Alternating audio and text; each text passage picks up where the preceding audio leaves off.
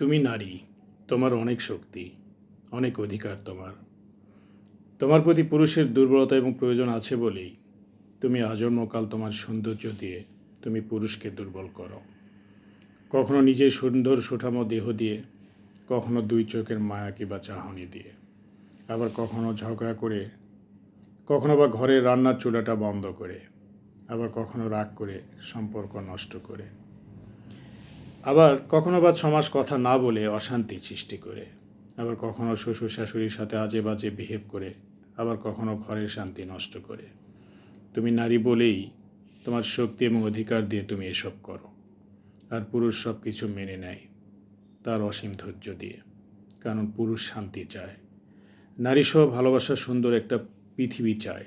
পুরুষ এত হালকা এবং পাতলা বুদ্ধির নয় বলে নারীর পাতলা বুদ্ধির যত রং তামাশা মেনে নেয়, কারণ পুরুষ জানে একজন নারী আর কত কিছু ধারণ করে।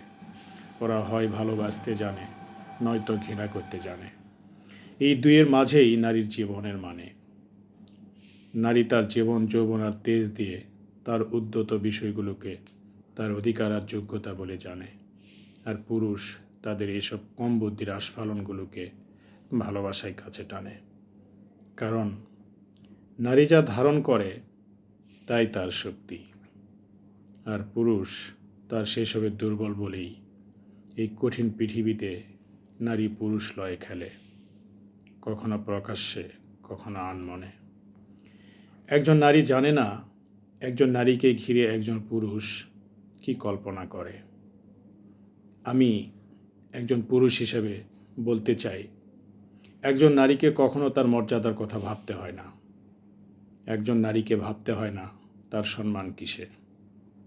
একজন পুরুষ তার জীবনের শান্তি সুখের জন্য, তার বাস্তবতার জন্য নিজ থেকে যেটা কল্পনা করে, আমার মনে হয় নারীর মর্যাদা এর চেয়ে বেশি নারী নিজেই ধারণ করে না।